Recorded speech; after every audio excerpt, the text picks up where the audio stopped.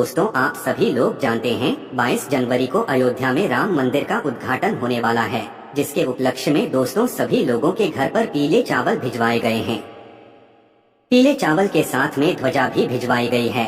साथ ही में भगवान राम जी का आशीर्वाद भी पहुंचाया गया है। पर दोस्तों, यहाँ पर एक बहुत बड़ा प्रश्न निकल कर आता है कि सभी भारतवासियों के घर पर चावल तो पहुंचाए गए हैं, पीले चावल तो पहुंचाए गए हैं आमंत्रण के रूप में कि मंदिर के उद्घाटन में आप सभी लोगों को जरूर आना है। पर दोस्तों, उन पीले चावलों का आखिर हमें करना क्या है? देखिए, कई सारे लोग ये बात भी कहेंगे कि भाई हमारे पास तो बहुत ही कम चावल के दाने आए हैं। कुछ लोग ये कहेंगे भाई हमारे पास तो भरपूर मात्रा में चावल के दाने आए हैं, मतलब निमंत्रण स्वरूप आए हैं। तो भाई अब ये प्रश्न निकल कर आता है कि भाई इन पीले चावलों का आखिर हमें करना क्या है? दोस्तों, ये बात आप सभी लोग भी जानते हो कि पंडित जी भी कितने सारे उपाय बताते हैं जो कि अक्षर से जुड़े होते हैं, चावल से जुड़े हुए होते हैं। और चावल भगवान शिव जी पर जब चढ़ते हैं तो उसका एक अलग ही महत्व हो जाता है। और दोस्तों, अब यहाँ पर तो बात राम मंदिर अयोध्या की आ रही है। राम मंदिर अयोध्या के जब चावल पीले चावल, वो भी जब चावल पीले हो जाते हैं तो उनका महत्व और ज्यादा बढ़ जाता है, वो कीमती चावल हो जाते हैं। और दोस्तों, यही चावल आप लोगों के घर पर आए हुए हैं। तो भाई इन चावलों का हमें करना क्या है? क्या एक जगह रख देना है? क्या कहीं पर रख देना है? या क्या हम इनका? तो इसी की जानकारी हम आपको इस वीडियो में बताते हैं और आप लोग भी गलती मत करना। ये चावल बहुत ही ज्यादा कीमती है। अगर आपके पास ये चावल है तो आप ये समझना कि पूरी दुनिया की ताकत आपके पास है, सोना चांदी आपके पास है, क्योंकि इन पीले चावलों में है ही इतनी ताकत। अगर वो चावल अयोध्या से आए हुए हैं और जिन लोगों को अभी तक ये पीले चावल नहीं मिले हुए हैं, उनको क्या करना है वो भी हम आपको बताते हैं।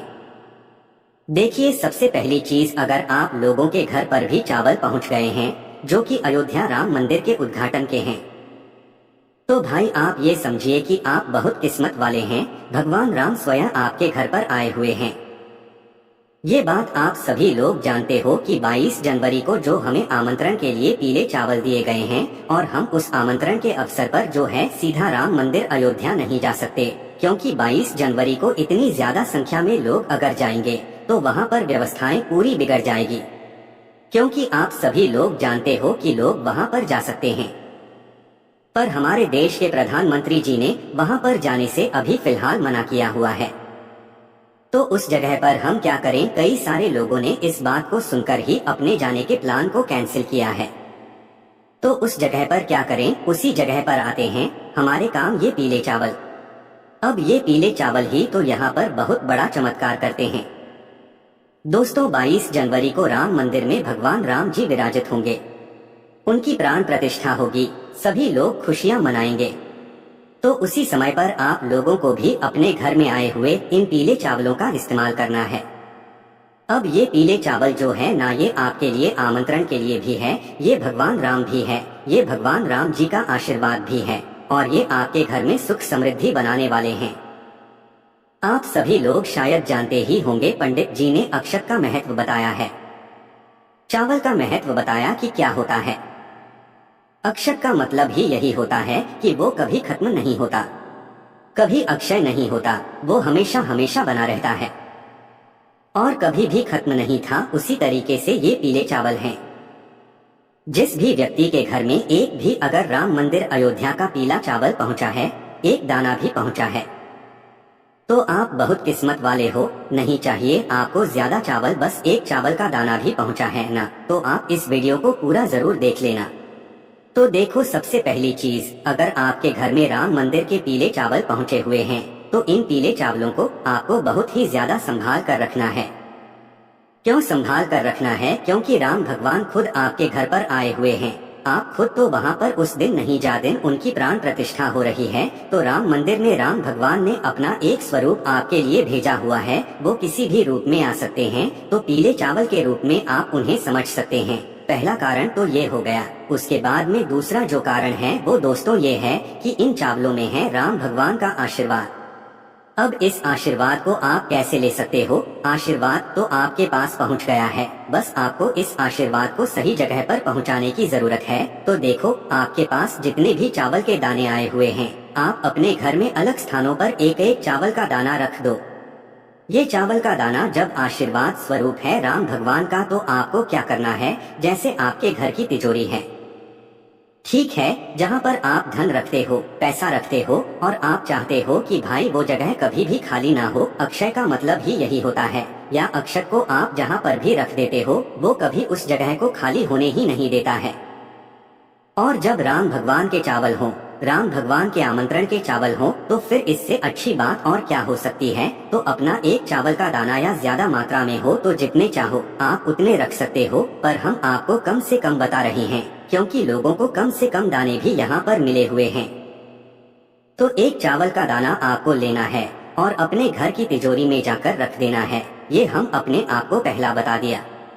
उसके बाद में दोस्तों अपने घर के मंदिर में, ये तो हम आपको आखिरी में बताएंगे, क्योंकि जितने भी चावल फिर बचेंगे वो पूरे ले जाकर आप अपने घर के मंदिर में रख देना। तो पहला आपने अपने जो है यहाँ पर जो आपकी तिजोरी होती है वहाँ पर रख दिया।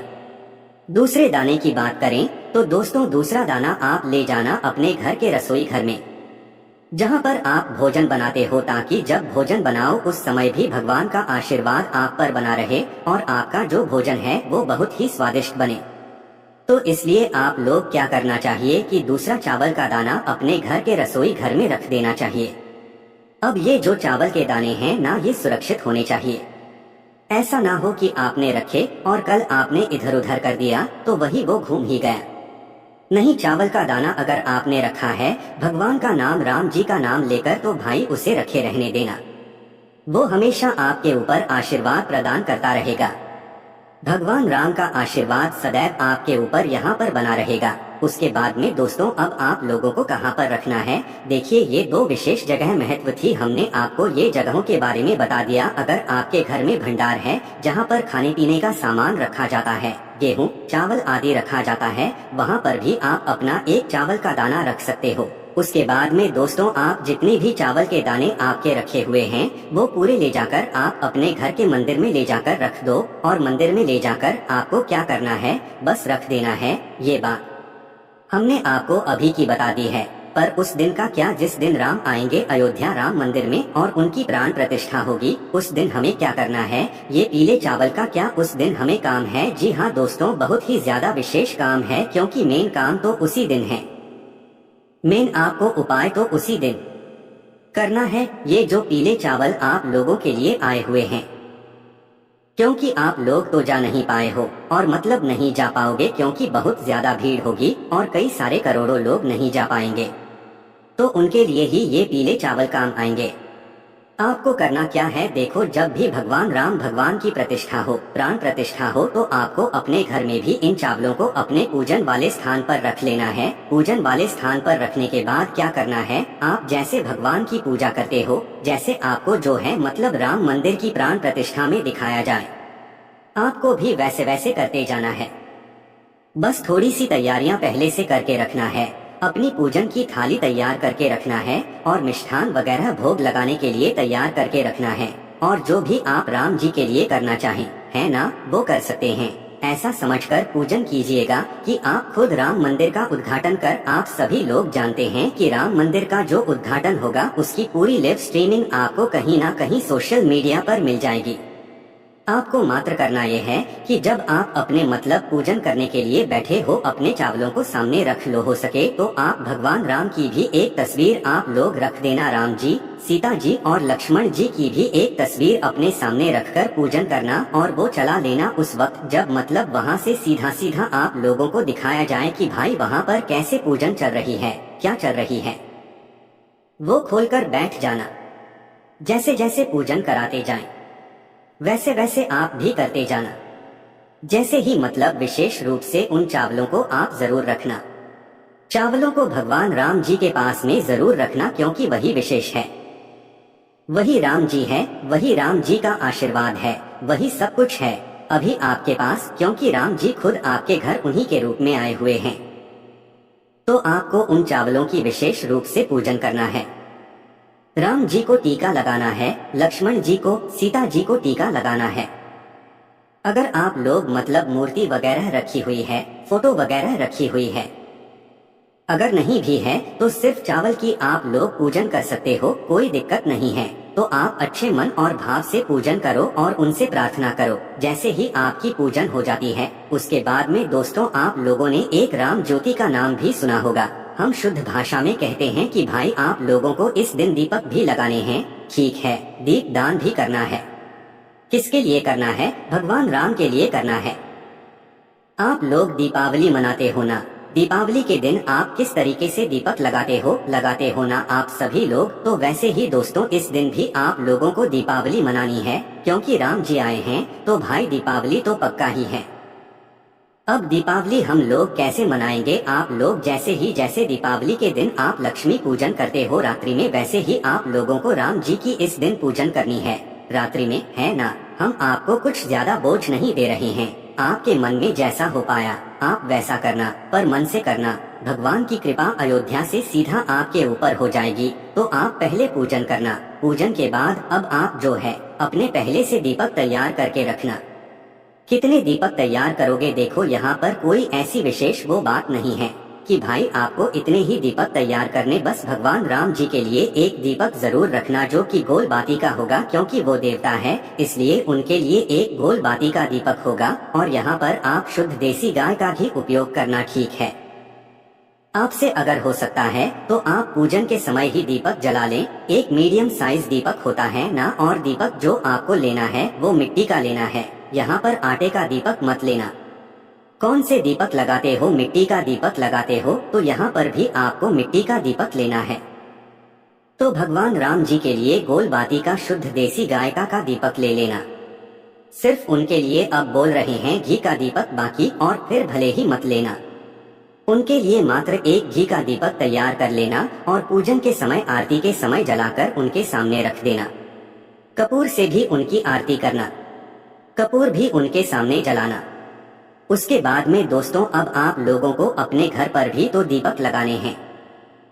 मतलब भगवान के पूजन करने के बाद पूरे घर में भी दीपक लगाते हो ना। तो आप लोग क्या करो, आपकी जितनी क्षमता हो मिट्टी के दीपक लेना, मीडियम साइज के दीपक लेना। नए दीपक लेना हो सके तो, और उन दीपक लंबी बातें रखना।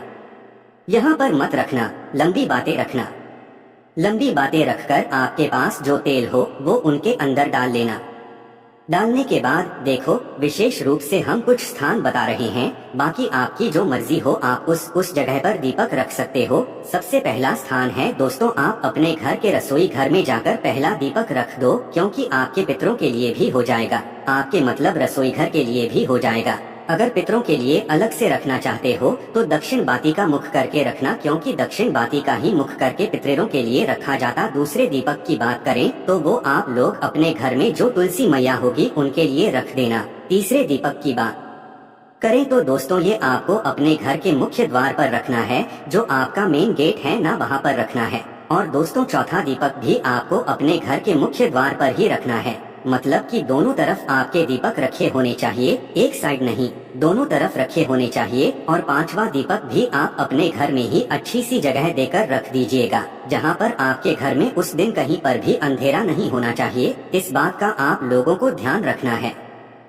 बाकी दीपक तो आप बहुत जगहों पर लगा सकते हो, जो कि हम आपको आगे आने वाली वीडियो में बताएंगे। बस दोस्तों यहाँ पर ये आपकी पूजन विधि हो जाती है पूरी। भगवान राम जी का जो है पूरा जन्मोत्सव, मतलब एक तरीके से वो आ रहे हैं अयोध्या में, तो उनके स्वागत के लिए हम यहाँ पर पूरी तैयारी कर चुके होते हैं। इसके बाद में दोस्तों अगर आपको आतिशबाजी करनी होती है तो बिल्कुल आप कर सकते हैं, क्योंकि भगवान राम आए हैं तो भाई उनके स्वागत के लिए आप लोग जितना ज्यादा खुशी मनाओगे उनकी भी कृपा आपके ऊपर उतनी ही ज्यादा होगी। अब जो चावल आपने जिन चावलों की पूजन करी है वो चावल हमेशा आप अपने पास सुरक्षित रखना, उन्हें संभाल कर रखना। वो भगवान का आशीर्वाद आपके पास सदैव बना रहेगा उन चावलों के रूप में।